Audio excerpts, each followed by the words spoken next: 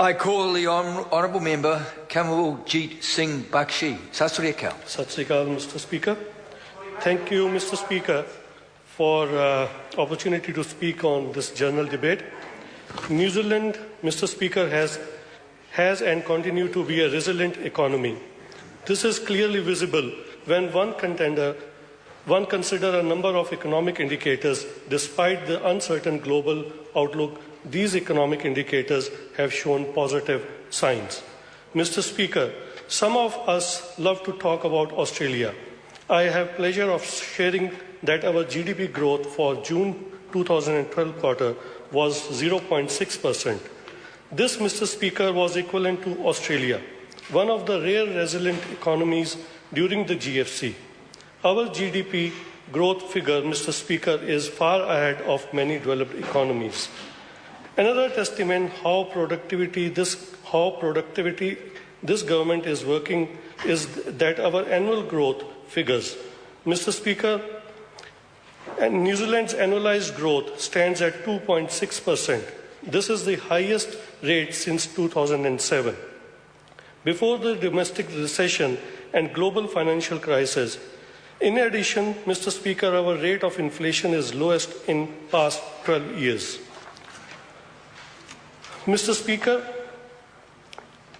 pragmatic step by the national government has ensured that the interest rate are lowest level for the last 45 years.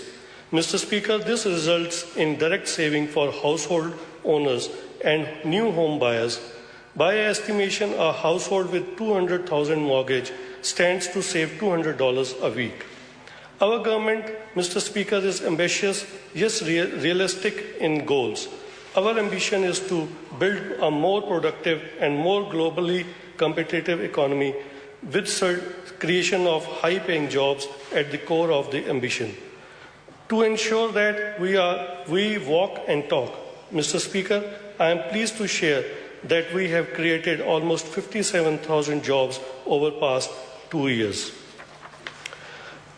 Here I would like to mention, Mr. Speaker, that one of my colleagues and hardworking member of Parliament for Mangekiki, Pesita Sam Lotoinga, he mentioned to me the other day that new outlet of warehouse in his electorate has created a couple of hundred jobs over there.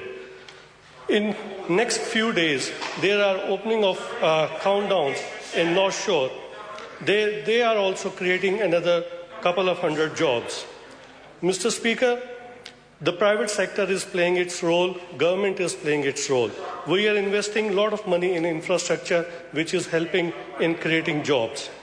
National Party under the very able leadership of Prime Minister and our Finance Minister has facilitated this job creation by creating company and personal tax across the board.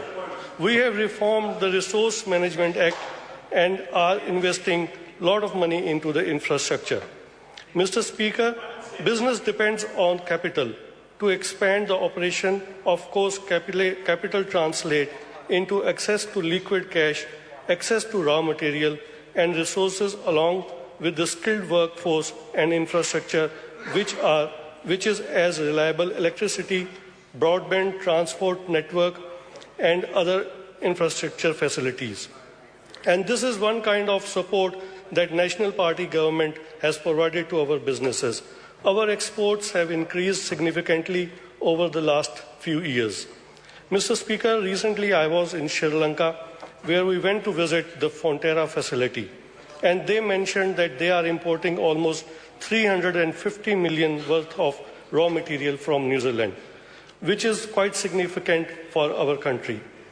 Mr. Speaker, while we are at this side of the House try to do positive work, the result is betterment for everyone. We do humbly accept that some people are better off while some may struggle.